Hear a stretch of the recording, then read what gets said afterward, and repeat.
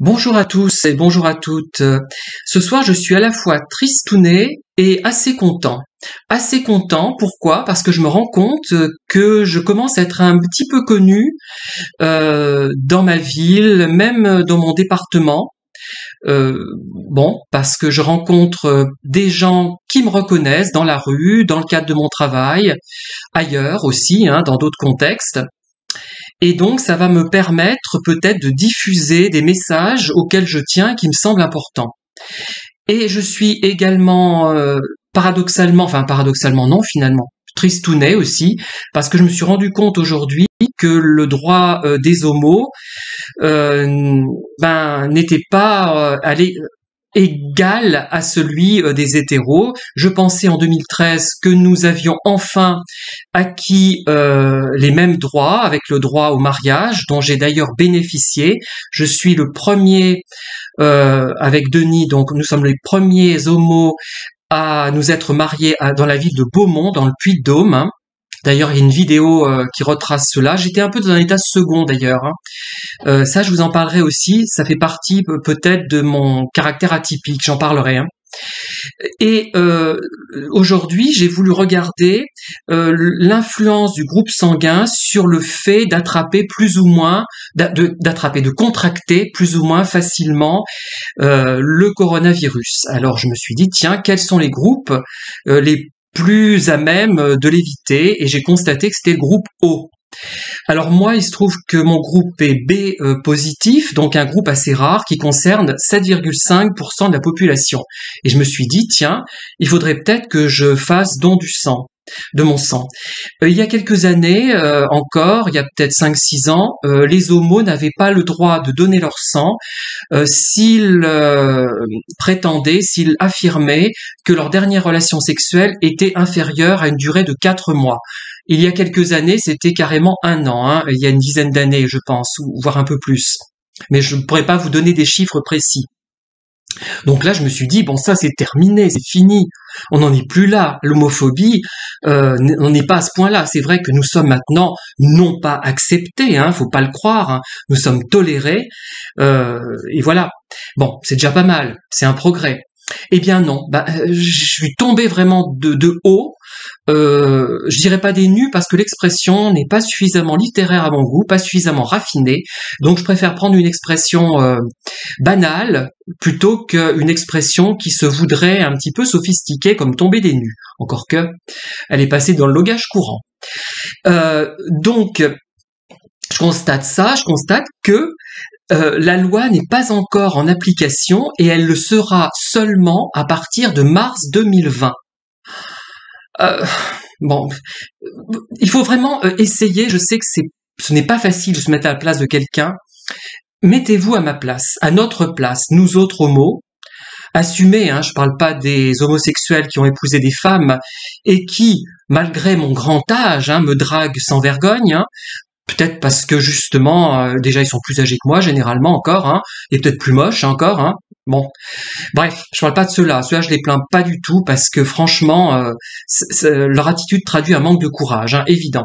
Bon, sauf ceux qui ont 85 ans. Là, c'est un peu différent, on va dire. Mais il n'en demeure pas moins que c'est vraiment une découverte que j'ai faite aujourd'hui qui m'a un peu remué et que j'ai trouvé incroyable. Je pensais que c'était acquis depuis au moins 3-4 ans, et que la discrimination n'existait plus. Alors, quand on sait ce qu'on subit quand on est homo, surtout les homos de 55 ans et plus, 50 ans et plus, on était obligé de se cacher pour trouver du travail, pour être accepté. Pour trouver du travail, il fallait constituer des réseaux, mais quand on est homo, on peut pas être vraiment dans un réseau, puisqu'au bout d'un moment, surtout quand on n'est pas trop moche, faut arrêter de se cacher la vue. J'étais pas trop moche quand j'étais plus jeune, mais ne faites pas un test en prenant ma photo et en voyant avec comme quelqu'un l'a fait avec beaucoup de tact d'ailleurs, pour voir à quoi je ressemblais à 25 ans ou à 30 ans. Vous rencontrez des filles qui sont un peu amoureuses et parce que se disent bah celui-là il est sérieux, il a un physique pas mal, il a l'air cultivé, il a pas l'air trop bête. Et ben ça tombe à l'eau quand à se rendre compte que vous êtes homo. Moi je l'ai vécu ça, je peux vous le dire. Hein. Je vais pas en parler plus que ça parce que je trouve ça un peu triste pour les filles et pour moi finalement. Mais voilà, donc impossibilité de se constituer un réseau parce que une fois qu'on sait que vous êtes homo, il y a une partie du groupe, enfin à l'époque du moins, peut-être pas maintenant, qui allait vous rejeter il y a 30 ans, une partie qui allait accepter, une autre partie qui allait fantasmer sur vous, hein. Oui, bon, il faut vous reporter il y a 30 ans, j'ai peut-être des photos à vous montrer, je sais pas, et qui vont être attirés et qui seront déçus et qui vont peut-être vous rejeter, hein. Voilà, exactement, voilà le problème. Bon, je résume, hein. C'est peut-être plus subtil que ça, mais c'est à peu près ça, hein. Voilà. Donc ça a été lourd, donc on est pénalisé sur le plan de la vie privée, ça nous ôte toute spontanéité, dans la rue on peut rien faire, on ne peut pas être soi-même, et on s'étonnera après que je manque de spontanéité et que je sois légèrement guindé, comme l'a fait remarquer d'ailleurs une de mes employeuses, hein, j'en parlerai dans une autre vidéo dans quelques temps, peut-être dans un livre, qui fera peut-être un peu de bruit celui-là. On s'étonnera après. Et on s'étonnera aussi que j'ai eu des emplois qui ne correspondaient peut-être pas à mon niveau de compétence, pas toujours du moins.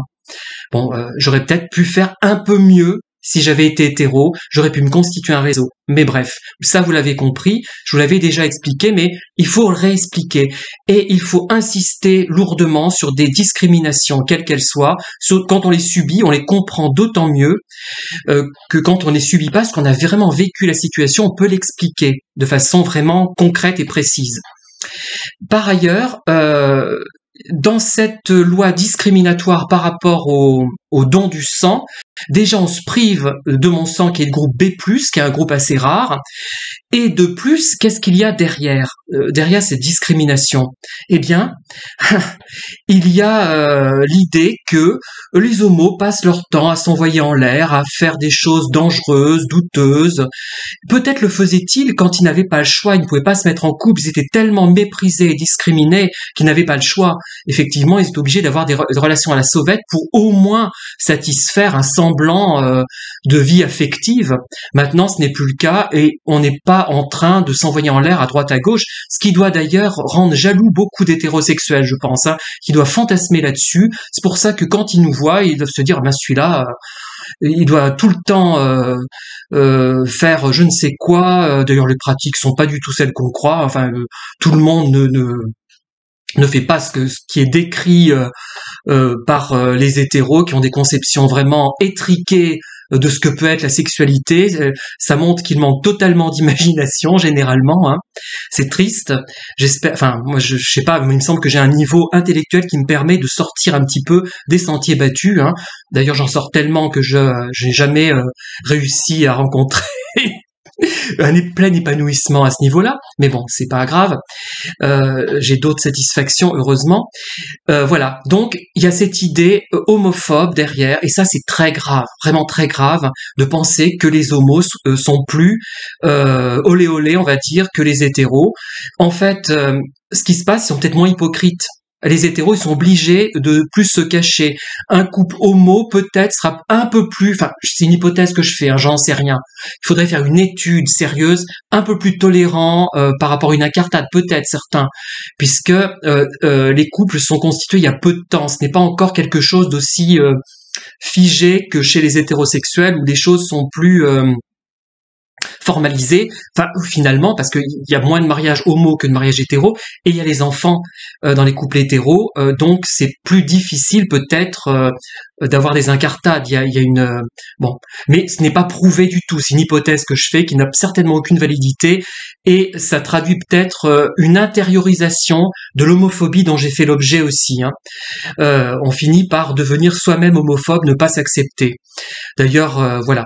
Donc je trouve vraiment que penser qu'on est vraiment des personnages complètement enfin, vous avez compris, hein.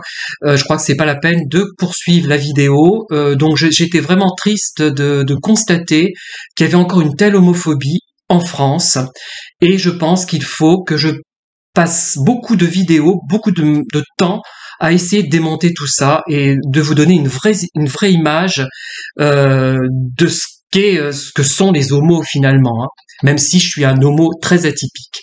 Merci de m'avoir écouté. À très bientôt pour de nouvelles vidéos sur ce thème et sur d'autres thèmes. Au revoir.